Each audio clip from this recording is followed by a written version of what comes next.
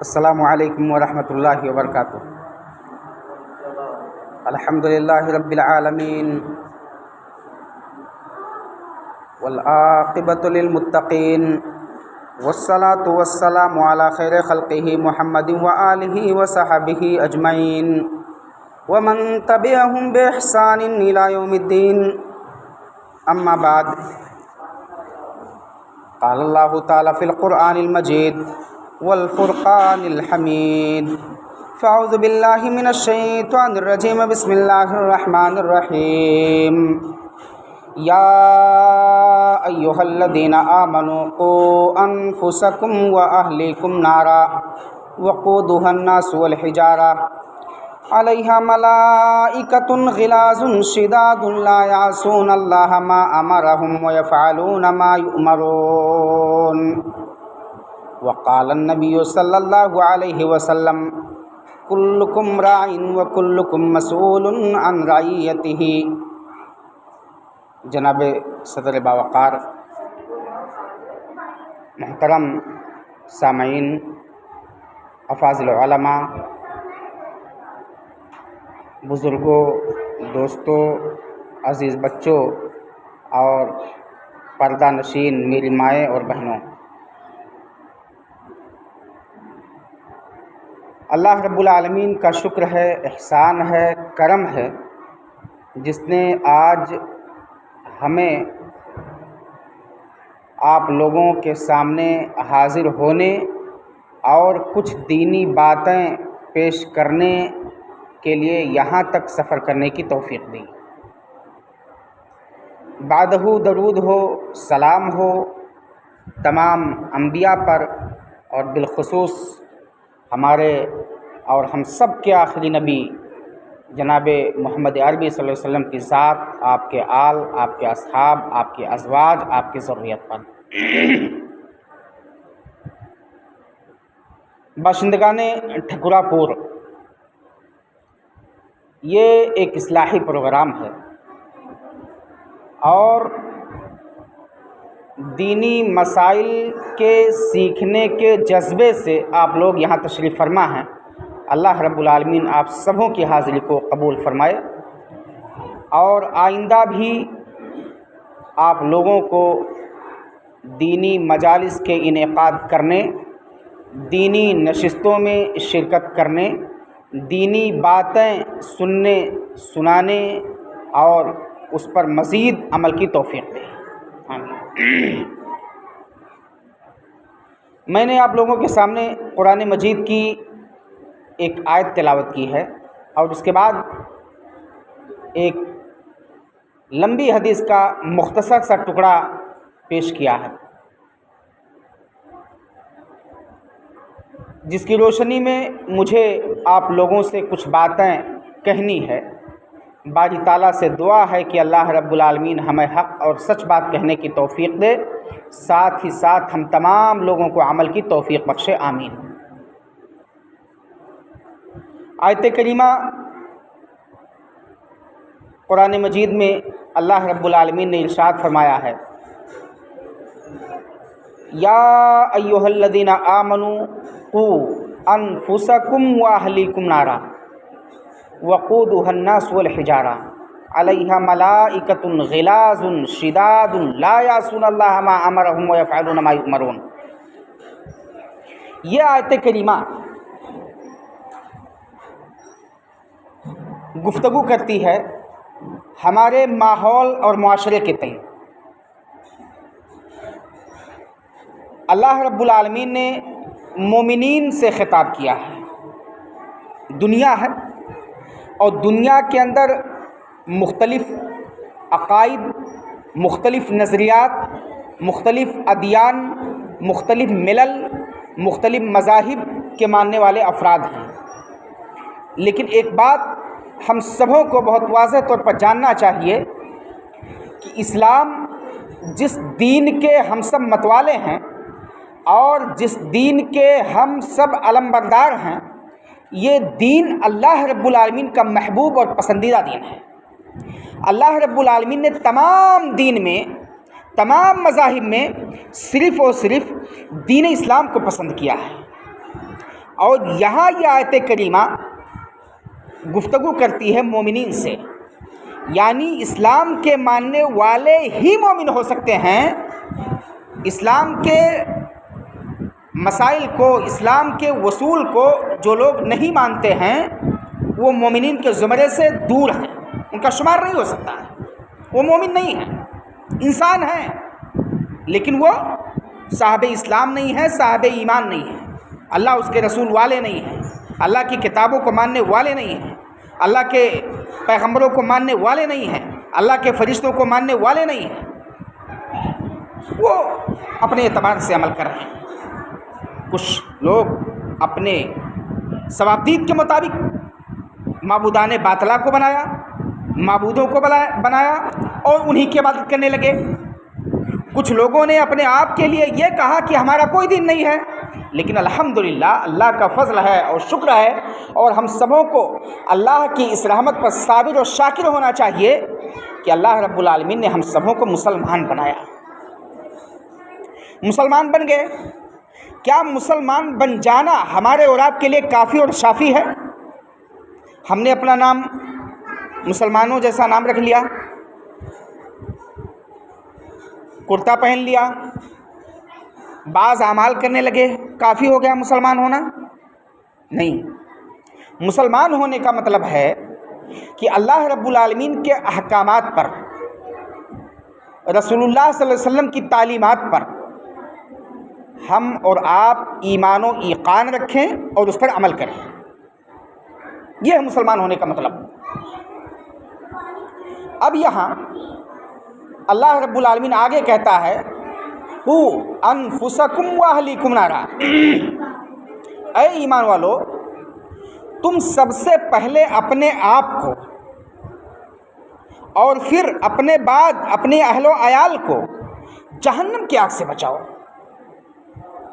ہے کوئی شخص جو جنت چھوڑ کر کے جہنم میں جانا چاہے گا؟ نہیں، ہو ہی نہیں سکتا، کوئی نہیں پسند کرے گا، اور ہر ایک کی چاہت یہ ہوگی کہ اللہ رب العالمین ہمیں جنت میں داخل کر دے۔ عمل کم کریں یا زیادہ،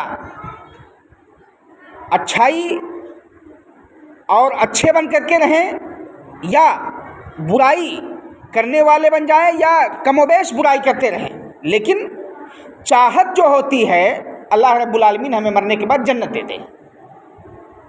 تو یہاں آیت کریمہ کے اندر اللہ رب العالمین نے فرمایا ہے یا ایھا الذین آمنوا قوا انفسکم واہلیکم نارا، اے لوگو، اے ایمان والو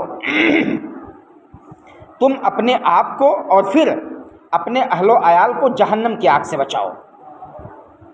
آگے پھر اللہ رب العالمین اس جہنم کے بعض اوصاف کو ذکر کر رہا ہے، مکمل اوصاف کو نہیں، بعض۔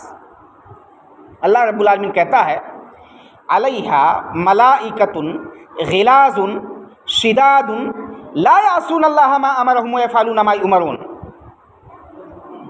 ایمان والو ایک بات یہ بھی جان لو کہ جس جہنم سے بچنے اور اپنے اہل و عیال کو بچانے کی آپ لوگوں کو میں تلقین کرتا ہوں، خطاب کرتا ہوں، دعوت دیتا ہوں، تذکیر کرتا ہوں، اس جہنم کے بعض اوصاف کو آپ سن لیجئے کہ اس کے دہانے پر جو فرشتے ہوں گے، وہ فرشتے کیسے ہوں گے؟ انتہائی سخت ترین ہوں گے، جھول جھپاٹا نہیں ہوگا ان کے ہاں۔ ہمارے معاشرے کا معاملہ ہے، کوئی مسئلہ پیدا ہو جائے دو بھائیوں کے درمیان، دو خاندانوں کے درمیان، یا کسی بھی دو فرد کے درمیان، تو کچھ لوگ ادھر ہو جاتے ہیں اور کچھ لوگ دوسرے فریق کی طرف ہوتے ہیں، اور انتم میں معاملے کو جھول کر دیتے ہیں۔ ظلم ہوا ہے جانتے ہیں، لیکن جس پر ظلم ہوا ہے وہ کمزور ہے، کمزور کا ساتھ نہیں دیتے ہیں۔ ظالم جو طاقتور ہے اسی کا ساتھ دیتے ہیں اور اس مظلوم پر مزید ظلم کرنے کی کوشش کرتے ہیں۔ لیکن اللہ رب العالمین جن فرشتوں کو جہنم کے دہانے پر لگائے گا، جہنم کے دروازے پر لگائے گا، ان کے اوصاف کو سنیں، جانیں کہ وہ انتہائی سخت ہوں گے، علیہا ملائکۃ غلاظ شداد، اور مزید اللہ رب العالمین نے فرمایا کہ لا یعصون اللہ ما امرہم، اللہ رب العالمین کی جس طرح تمام فرشتے نافرمانی نہیں کرتے ہیں، ایسے ہی وہ فرشتے جو جہنم کے گیٹ پر لگائے جائیں گے وہ بھی اللہ رب العالمین کی نافرمانی نہیں کریں گے۔ جتنا اللہ رب العالمین نے حکم دے دیا ہے، جیسا حکم دے دیا ہے، جو کچھ کہہ دیا ہے، وہ فرشتے اس کو بعین ہی وہی کریں گے۔ یہاں یہ پیغام ملا کہ ہم سبوں کو سب سے پہلے اپنے آپ کی فکر ہونی چاہیے، اور پھر بعد میں ساتھ ساتھ اپنے بچوں کی بھی فکر ہونی چاہیے کہ ان کی تربیت ہم کیسی کر رہے ہیں، ان کی پرورش و پرداخت اگر ہمارے گھر میں ہوئی ہے تو ہم اس کو کیسا بنا کر کے رکھیں۔ نبی اکرم صلی اللہ علیہ وسلم کی ایک حدیث سنیں، آپ نے بیان فرمایا کہ کل مولود یولد علی الفطرہ فابواہ یہودانہ او ینصرانہ او یمجسانہ، کہ تمام بچے جہاں بھی پیدا ہو رہے ہیں، لیکن ان کے تعلق سے ایک بات یہ سمجھ لیں کہ بچوں کی پیدائش جو ہوتی ہے یہ فطرت اسلام پر ہوتی ہے۔ بچوں کی پیدائش یہ فطرت اسلام پر ہوتی ہے۔ پھر اس کے بعد جس گھرانے میں بچہ پیدا ہوتا ہے، جس مذہب کے اندر وہ بچہ پیدا ہوتا ہے، اس مذہب کے لوگ اس کی وہ تربیت کر کے اسی مذہب کا خوگر بنا دیتے ہیں۔ فَأَبْوَاهُ يُهَوِّدَانِهِ، اگر وہ بچہ یہودیوں کے یہاں پیدا ہوتا ہے، اس کے ماں باپ اس کو یہودی بنا دیتے ہیں، یا نصرانیوں کے یہاں پیدا ہوتا ہے، نصرانی بنا دیتے ہیں، مجوسیوں کے یہاں پیدا ہوتا ہے، مجوسی بنا دیتے ہیں، مسلمانوں کے یہاں پیدا ہوتا ہے، مسلمان بنا دیتے ہیں، بچہ مسلمان ہو جاتا ہے۔ لیکن کیا بچے کی پیدائش ہو گئی ہمارے گھر میں، بس پیدائش بچے کا پیدا ہو جانا بھی ہمارے لیے کافی ہو گیا؟ نہیں، اب بچے کی تربیت کا مرحلہ آتا ہے۔ سب سے پہلے آپ کے گھر میں جو بچہ پیدا ہو رہا ہے آپ اس کا بہترین نام رکھیں۔ پھر اس کے بعد جب بچہ 7 دن کا ہو جائے تو اس کا عقیقہ کریں، اور پھر اس کے بعد جب بچہ بولنے کے لائق ہو جائے، پڑھنے کے لائق ہو جائے، تو سب سے پہلے اس کو اسلامی تعلیم دلائیں۔ جناب لقمان علیہ السلام یہ اپنے بیٹے کو نصیحت کر رہے تھے، اور نصیحت میں جو سب سے عظیم نصیحت اور سب سے پہلی نصیحت، اور یہ نصیحت ہونی بھی چاہیے اور اس کی ضرورت بھی ہے، انتہائی ضرورت ہے، وہ کیا ہے؟ آپ نے نصیحت کیا، یا بنیا لا تشرک باللہ ان الشرک لظلم عظیم۔ اور اس آیت کی توضیح جناب عبداللہ ابن مسعود رضی اللہ تعالیٰ عنہ بیان کرتے ہیں، کہتے ہیں کہ جب اللہ رب العالمین نے قرآن کریم کی اس آیت کو نازل کیا، الذین آمنوا ولم یلبسوا ایمانہم بظلم اولئک لہم الامن وہم مہتدون، کہ جو لوگ ایمان لائے اور اپنے ایمان کے ساتھ ان لوگوں نے ظلم کو نہیں ملایا، اولئک لہم الامن، تو ایسے ہی لوگوں کے لیے امن ہے، سکون ہے، چین ہے، راحت ہے، اور ایسے ہی لوگ ہدایت یافتہ ہیں۔ جب یہ آیت کریمہ نازل ہوئی تو صحابہ کرام رضی اللہ تعالیٰ عنہم اجمعین یہ سب پریشان ہو گئے۔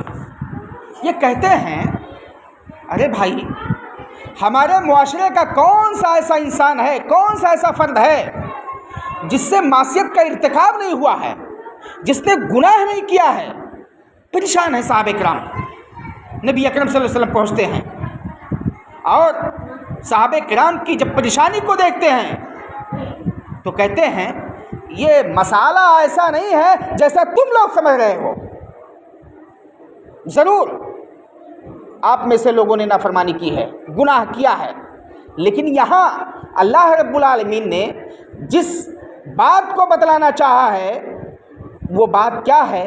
لقمان علیہ السلام نے جو اپنے بیٹے کو نصیحت کیا تھا، یا بنیا لا تشرک باللہ ان الشرک لظلم عظیم، کہ اے میرے بیٹے تم اللہ رب العالمین کے ساتھ کسی چیز کو شریک نہ ٹھہرانا، اور کان کھول کر کے سن لو کہ ان الشرک لظلم عظیم، شرک یہ عظیم گناہ ہے۔ تو سب سے پہلے ہم اپنے بچوں کی جب تربیت کریں تو تربیت میں یہ ملحوظ خاطر رکھنا چاہیے کہ ہم ان کی ذہنی اور فکری اصلاح کریں، اور ذہنی اور فکری اصلاح کرتے وقت ہمیں خیال رکھنا چاہیے کہ اپنے بچوں کو اسلام سکھلائیں۔ اسلام کیا ہے؟ اسلام کی بنیاد کن چیزوں پر قائم ہے؟ ایمان کیا ہے؟ ایمان کے فروعات کیا ہیں؟ یہ ساری باتیں سکھلائیں، اور پھر اس کے بعد بچے کی جو تربیت کریں وہ ساری تربیت اسلامی نہج پر کریں، کیونکہ یہی بچہ جس کی آپ تربیت کر رہے ہوتے ہیں، اگر آپ اس بچے کی اسلامی تربیت نہیں کریں گے تو یقین جانیں کہ آپ اپنے لیے بھی ہلاکت کا سامان اکٹھا کر رہے ہیں، اور اپنے بچوں کے لیے بھی، اپنے نسلوں کے لیے بھی ہلاکت کا سامان اکٹھا کر رہے ہیں۔ وہی اللہ رب العالمین نے فرمایا، یا ایھا الذین آمنوا قوا انفسکم واہلیکم نارا وقودها الناس والحجارہ علیہا ملائکۃ غلاظ شداد لا یعصون اللہ ما امرهم ویفعلون ما یؤمرون۔ نبی اکرم صلی اللہ علیہ وسلم نے فرمایا، کلکم راع وکلکم مسئول عن رعیتہ، کہ تم میں کا ہر شخص ذمہ دار ہے، ہر کوئی ذمہ دار ہے، اور ہر شخص سے اس کی ذمہ داری کے متعلق سوال کیا جائے گا۔ اللہ رب العالمین پوچھے گا، استفسار ہوگا اور جواب دینا پڑے گا۔ حاکم وقت کے تعلق سے نبی اکرم صلی اللہ علیہ وسلم نے بیان کیا کہ وہ اپنے رعایا کا ذمہ دار ہے، اور رعایا کے حقوق میں اگر اس نے کمی کیا ہے تو ان حقوق کے تعلق سے اس کی بات پرس ہوگی، اللہ رب العالمین بروز قیامت سوال کرے گا۔ مردوں کے تعلق سے اللہ رب العالمین نے کہا کہ مرد یہ اپنے گھروں کے ذمہ دار ہیں، اپنی بیویوں کے ذمہ دار ہیں، اپنے بچوں کے ذمہ دار ہیں، اور اپنی بیویوں اور بچوں کی ذمہ داری کے تعلق سے ان مردوں سے بھی سوال ہوگا۔ اولاد کے تعلق سے بھی کہا گیا کہ اولاد کے تعلق سے بھی سوال ہوگا، کیا پڑھایا، کیا لکھایا، کیا بتایا، تربیت کیسے کی، کیا اسلامی تربیت ہے یا اسلام کے مخالف افکار اور نظریات کو آپ نے اپنے بچوں کے اذہان و قلوب میں گھولنے کی کوشش کی ہے؟ اس کی فکر ہونی چاہیے۔ عورتوں کے تعلق سے بھی نبی اکرم صلی اللہ علیہ وسلم نے بتلایا کہ عورتیں بھی اپنے گھروں کی ذمہ دار ہیں۔ مرد کماتا ہے، پردیش ہے، گھر کی نگراں اور محافظ بیوی ہے، بچوں کی حفاظت اس کی ذمہ داری ہے۔ ایسے ہی گھر کے تمام چیزوں کی ذمہ داری اس عورت کی بنتی ہے۔ وہ عورت اگر ان بچوں کی تربیت میں، گھر کے مسائل میں بخالت سے کام لے گی اور ان کے حقوق کو ادا نہیں کرے گی، اس عورت سے بھی سوال کیا جائے گا، اللہ رب العالمین سوال کرے گا، اس کو بھی جواب دینا پڑے گا۔ آگے نبی اکرم صلی اللہ علیہ وسلم کہتے ہیں کہ ہر ایک سے اس کی ذمہ داریوں کے متعلق سوال کیا جائے گا اور اسے جواب دینا پڑے گا۔ یہاں اس حدیث نبوی سے یہ بات واضح اور آشکارا ہوتی ہے کہ جس بھی مجال کے جو بھی افراد ہوں انہیں اپنی ذمہ داری محسوس کرنی چاہیے، اور اللہ رب العالمین کی رضا کے خاطر اپنے ان اعمال کو پیش کرنا چاہیے، اور یہ کوشش کرنی چاہیے، توفیق مانگنی چاہیے اللہ رب العالمین سے کہ اللہ رب العالمین ہمیں توفیق دے کہ میں تیرے اس بارے گرا کو جو تو نے ہمارے سروں پر ڈال دیا، ہمارے ناتواں کندھے پر ڈال دیا ہے، اللہ رب العالمین اس کے کما حق و ادائیگی کی ہم سبوں کو توفیق دے، یہ دعا کرنی چاہیے۔ انبیاء کرام علیہم الصلاۃ والتسلیم یہ تمام کے تمام اپنے بچوں کے تئیں مشفق ہوتے تھے، اپنے آپ کے تئیں مشفق ہوتے تھے۔ نبی اکرم صلی اللہ علیہ وسلم انتہائی شفیق غلاموں کے تعلق سے نبی اکرم صلی اللہ علیہ وسلم نے جو معاملہ پیش کیا، جناب انس بن مالک رضی اللہ تعالیٰ عنہ یہ بیان کرتے ہیں کہ میں نے نبی اکرم صلی اللہ علیہ وسلم کی 10 سال تقریباً خدمت کی، 1-2 دن نہیں، ماہ 2 ماہ نہیں، سال 2 سال نہیں، بلکہ کتنا، تقریباً 10 سال خدمت کی۔ اس 10 سالہ مدت میں نبی اکرم صلی اللہ علیہ وسلم نے کسی بھی مسئلے میں مجھے کبھی اف تک نہیں کہا کہ یہ کیا کر رہے ہو۔ بچوں کے تعلق سے نبی اکرم صلی اللہ علیہ وسلم انتہائی شفیق، انتہائی مہربان۔ ایک بار کا معاملہ ہے، جناب حسن اور حسین رضی اللہ تعالیٰ عنہ یہ کھیل رہے ہیں، نبی اکرم صلی اللہ علیہ وسلم منبر رسول پر ہیں، دیکھتے ہیں کہ یہ دھول اور گرد و غبار میں لت پت ہیں، نبی اکرم صلی اللہ علیہ وسلم منبر سے اترتے ہیں اور ان کو سینے سے لگا لیتے ہیں، اٹھا لیتے ہیں۔ یہ شفقت تھی، مہربانی تھی نبی اکرم صلی اللہ علیہ وسلم کی، بچوں کے تعلق سے آپ نے پیش کیا۔ بیویوں کے تعلق سے نبی اکرم صلی اللہ علیہ وسلم اچھے اعمال کو پیش کرتے تھے. ان کے کام میں، ان کے کاج میں آپ صلی اللہ علیہ وسلم ہاتھ بٹاتے تھے، مارتے پیٹتے نہیں تھے. یہ نبی اکرم صلی اللہ علیہ وسلم کا معاملہ اور مسئلہ ہے. جناب اقرا بن حابس رضی اللہ تعالیٰ عنہ نبی اکرم صلی اللہ علیہ وسلم کے صحابی ہیں. وہ بیان کرتے ہیں کہ نبی اکرم صلی اللہ علیہ وسلم ایک بار حسن اور حسین کو بوسہ دے رہے تھے. بچوں کو بوسہ دیتے تھے نبی اکرم صلی اللہ علیہ وسلم. میں نے تعجب سے پوچھا، نبی اکرم صلی اللہ علیہ وسلم آپ بچوں کو بوسہ دیتے ہیں؟ آپ بچوں سے لاڈ و پیار کرتے ہیں؟ آپ بچوں کو کھلاتے ہیں؟ آپ بچوں سے دل لگی کرتے ہیں؟ نبی اکرم صلی اللہ علیہ وسلم نے کہا جی. وہ کہتے ہیں اقرا بن حابس رضی اللہ تعالیٰ عنہ کہ میرے پاس 1 سے زائد بچے ہیں، 1 سے زائد بیٹے ہیں، لیکن میں ان سے لاڈ و پیار نہیں کرتا ہوں، میں انہیں بوسہ نہیں دیتا ہوں. نبی اکرم صلی اللہ علیہ وسلم جواب دیتے ہیں من لا یرحم لا یرحم. جو لوگوں پر رحم نہیں کرتا ہے اللہ رب العالمین کی رحمت بھی اس شخص پر نہیں ہوگی. یہ عمل نبی اکرم صلی اللہ علیہ وسلم نے پیش کیا بچوں کے تعلق سے، تربیت اولاد کے تعلق سے.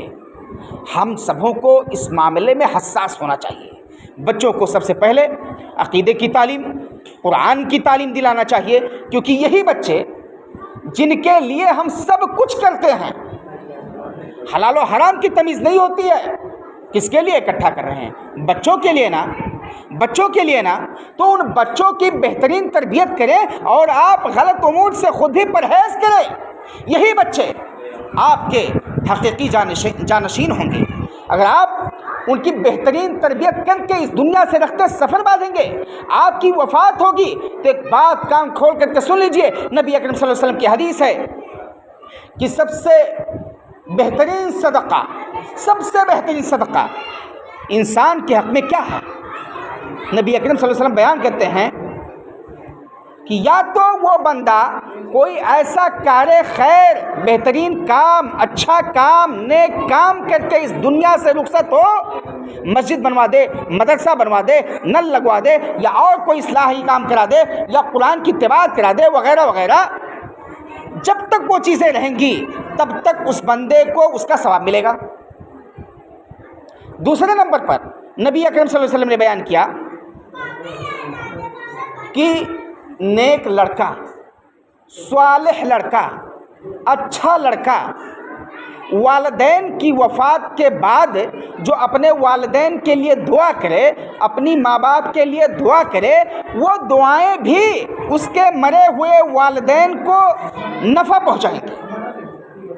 اب آپ یہاں تصور کریں، اگر آپ اپنے بچے کی تربیت اسلامی مسائل پر، اسلامی نہج پر، اسلامی طریقے پر نہیں کر رہے ہیں، تو وہ بچہ جس کے لیے آپ سب کچھ کر رہے ہیں اس کو آپ کہاں ڈھکیل رہے ہیں؟ گمراہی کی طرف. اور وہ گمراہی آپ کو جہنم میں لے جانے کا سبب بن رہی ہے.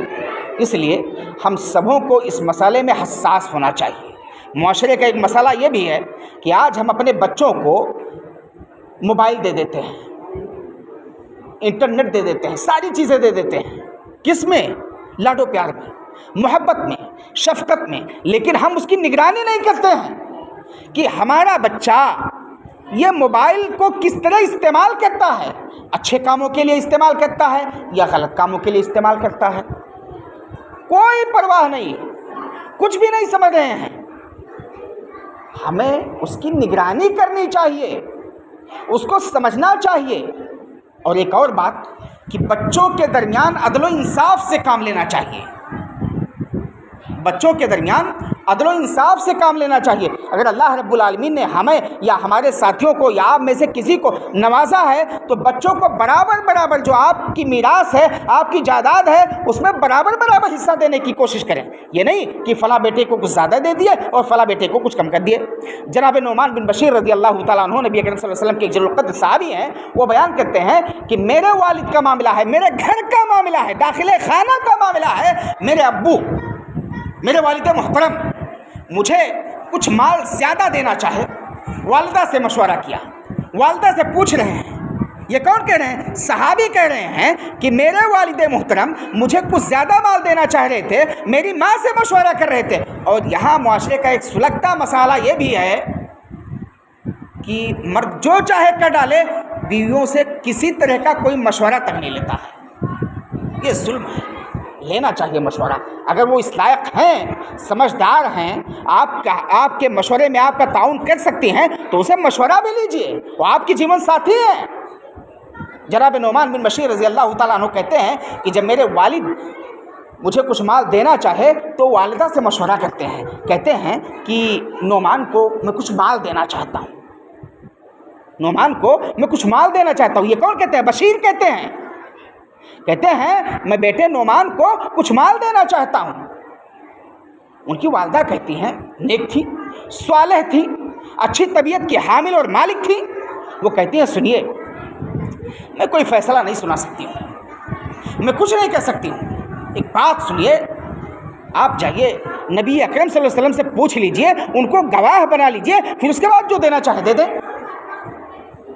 نعمان رضی اللہ تعالیٰ عنہ کہتے ہیں کہ میرے والد محترم جناب بشیر رضی اللہ تعالیٰ عنہ یہ نبی اکرم صلی اللہ علیہ وسلم کے جناب میں پہنچتے ہیں اور مجھے ساتھ لے جا رہے ہیں، بابو تم بھی چلو۔ وہاں جاتے ہیں، نبی اکرم صلی اللہ علیہ وسلم کے جناب میں مسئلہ رکھتے ہیں، کہتے ہیں کہ میں اپنے اس بیٹے کو کچھ مال دینا چاہتا ہوں۔ نبی اکرم صلی اللہ علیہ وسلم پورے مسئلے کو سمجھتے ہیں، پھر اس کے بعد اپنا فیصلہ صادر فرماتے ہیں۔ آپ پوچھتے ہیں کہ کیا آپ کے پاس اور بھی بچے ہیں؟ انہوں نے کہا جی ہاں۔ دوسرے سوال آپ نے پوچھا، کیا آپ سبوں کو اسی وقت دینا چاہتے ہیں؟ نعمان رضی اللہ تعالیٰ عنہ کہتے ہیں کہ میرے ابو نے کہا نہیں، میں صرف نعمان کو کچھ زیادہ دینا چاہتا ہوں، باقی جو جائیداد ہے وہ تمام بچے اپنے اعتبار سے لیں گے۔ نبی اکرم صلی اللہ علیہ وسلم کہتے ہیں اچھا تم نعمان کو زیادہ دینا چاہتے ہو، باقی بچوں کو ترک کرنا چاہتے ہو، انی لا اشہد علی جور، سن لو کان کھول کر کے کہ میں ظلم پر گواہ نہیں بن سکتا ہوں۔ تمہارا یہ حق نہیں ہے کہ اپنے کسی بچے کو زیادہ دیں اور کسی بچے کو کم دیں، یہ تمہارا حق نہیں ہے، بلکہ جائیداد میں سب کو برابر برابر حصہ دیں، اور یہ چیز درست نہیں ہے اسلامی روح سے، اسلامی تعلیمات سے۔ یہ نبی اکرم صلی اللہ علیہ وسلم کہتے ہیں۔ تو بچوں کے مابین ہمیں اور آپ کو عدل و انصاف سے کام لینا چاہیے۔ دوسری روایت میں ہے کہ نبی اکرم صلی اللہ علیہ وسلم نے یہ بھی کہا، تم اللہ سے ڈرو، تم اللہ سے ڈرو اور اپنے بچوں کے مابین عدل و انصاف سے کام لو۔ یہ تمہارا طریقہ نہیں ہونا چاہیے، کسی بچے کو ترک کر رہے ہو اور کسی بچے کو زیادہ دے رہے ہو، یہ چیز درست نہیں ہے۔ انبیاء کرام رضی اللہ تعالی علیہم الصلاۃ والتسلیم یہ سبھی خود کو اسلامی سانچے میں ڈھالے ہوئے تھے، اور اپنی ان کو فکر تھی، اپنی ذریات کی بھی فکر تھی۔ جناب ابراہیم علیہ الصلاۃ والسلام یہ دعا کرتے ہیں، اور دعا کے باب میں بھی ہمارے معاشرے کے والدین انتہائی ناکارہ ثابت ہوتے ہیں۔ کبھی ان کو توفیق نہیں ہوتی ہے کہ اپنے بچوں کے لیے اچھی دعائیں کریں، نہیں، اپنے لیے بھی نہیں کرتے ہیں، بچوں کے لیے کیا کریں گے؟ دعا مانگنا چاہیے، دعا اللہ رب العالمین سے مانگنا چاہیے۔ اگر آپ برائی کر رہے ہیں تو اللہ رب العالمین سے دعا کریں کہ اللہ رب العالمین مجھے بھلائی کی توفیق دے دے، مجھ سے برائی کو دور کر دے، میں برائی میں واقع ہو جاتا ہوں، مجھ سے غلطیاں سرزد ہو جایا کرتی ہیں، اے اللہ رب العالمین تو مجھے توفیق دے دے کہ میں تیرے سیدھے راستے پر لگ جاؤں اور تیری سچی باتوں کو میں اپنا لوں، اور تیری بری باتوں سے جس سے تو نے روکا ہے اے اللہ رب العالمین تو مجھے توفیق دے دے کہ میں اسے رک جاؤں۔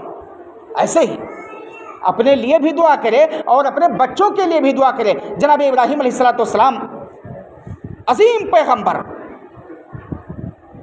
جن کی پیدائش ایک بت خانے میں، ایک بتگر کے گھر پہ ہو رہی ہے، ان کے والد محترم جناب آزر یہ بتوں کو بناتے تھے، بیچتے تھے، کاریگری کرتے تھے، یعنی ان کی تجارت وہی بت ہی کی تھی، لیکن اللہ رب العالمین کو ان سے کام لینا تھا، عظیم کام لیا۔ یہ جب پیدا ہوئے تو گھر کے تمام افراد سے انہوں نے پنجہ آزمائی کی، حق کی طرف دعوت دینا شروع کیا، قوم سے بھی لڑے، قوم والوں نے آپ کے گھر والوں کو ملا کر کے آپ کے خلاف محاذ کھول دیا، حتیٰ کہ آگ میں ڈالنے کی، آگ میں جانے کی، آگ میں جھونکنے کی بھی نوبت آئی، اور اللہ رب العالمین کے حکم سے آپ کو آگ میں جب ڈالا گیا تو آگ کو اللہ رب العالمین نے حکم دیا یا نار کونی بردم وسلاما علی ابراہیم، اے آگ تو ٹھنڈی ہو جا اور سلامتی والے ہو جا ابراہیم علیہ السلام پر۔ تو یہ ابراہیم علیہ السلام کی شخصیت تھی۔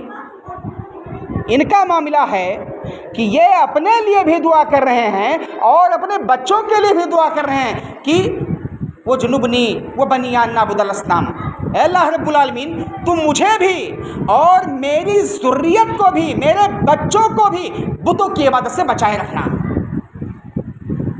کتنی عظیم بات کہہ رہے ہیں، کتنی عظیم دعا ہے، اللہ رب العالمین تو مجھے بھی اور میرے بچوں کو بھی بتوں کی عبادت سے بچائے رکھنا۔ کیوں یہ دعا کر رہے تھے؟ کیونکہ ان کی پیدائش ایک بتگر کے گھر میں ہوئی تھی، ان کے باپ بتوں کے پجاری تھے، اس لیے وہ دعا کر رہے تھے کہ اللہ رب العالمین یہ چیزیں درست نہیں ہیں، ان سے مجھے بھی بچانا اور میری ذریت کو بھی بچائے رکھنا۔ ہمیں اور آپ کو اپنے لیے بھی دعا کرنا چاہیے اور اپنے بچوں کے لیے، اپنے آل و اولاد کے لیے، اپنی ذریت کے لیے بھی دعائیں کرنی چاہیے۔ اللہ رب العالمین سے توفیق طلب کرنا چاہیے کہ اللہ رب العالمین ہم لوگوں کو، ہمیں اور ہمارے بچوں کو، ہماری ذریت کو اللہ رب العالمین تو بھلائی کے کاموں کی توفیق دینا اور برائیوں سے بچانا۔ تو یہاں جو باتیں میں نے پیش کی اور جس کا خلاصہ ہے کہ ہم سبوں کو اپنے آپ کی فکر کرنی چاہیے کہ اللہ رب العالمین ہمیں جہنم کی آگ سے بچا لے اور جنت میں جانے کی، جنت کے حصول کی اللہ رب العالمین ہمیں توفیق دے دے۔ ایسے ہی دوسری چیز، اللہ رب العالمین ہم سبوں کو توفیق دے کہ ہم اپنے بچوں کی تربیت جو کریں وہ اسلامی نہج پر، اسلامی طور پر، اسلامی طریق پر کریں، اور وہ تعلیمات جو ہمارے مذہب کے خلاف ہیں، ہمارے دین کے خلاف ہیں، ہمارے افکار و نظریات کے خلاف ہیں، ان سے کم، بلکہ جو تعلیم ہمارے دین کے عین موافق ہے اس کو ہم خود اپنائیں اور اس تعلیم کو اپنے بچوں کو دلانے کی توفیق طلب کریں، اور ان راستے میں جو بھی پریشانیاں آ رہی ہیں اس کو جھیلتے ہوئے اپنے بچوں کو اسلامی نہج پر لگائیں، اسلامی تعلیمات کے لیے لگائیں اور اسلامی علوم کو سکھلائیں۔ ایسے ہی اللہ رب العالمین ہم سبوں کو توفیق دے کہ اپنے لیے اور اپنے بچوں کے لیے زیادہ سے زیادہ دعائیں کریں کہ اللہ رب العالمین ہمیں اور ہمارے بچوں کو ہمیشہ ہر حال میں حفاظت ہم سب کی کرے اور ہم سبوں کو جہنم سے بچنے کی توفیق دے اور جہنم کو پانے کی، جنت کو پانے کی اللہ رب العالمین ہم تمام کو توفیق سے نوازے۔ آمین۔ وآخر دعوانا ان الحمدللہ رب العالمین۔ السلام علیکم ورحمۃ اللہ وبرکاتہ۔ تو بولے کہ آدھا گھنٹہ سے اوپر ہوئی گئی، آدھا گھنٹہ سے اوپر ہوئی گئی۔ جزاکم اللہ خیرا و احسن الجزاء فی الدنیا والآخرہ۔ ماشاء اللہ بہت ہی بہترین اور نہایت انداز میں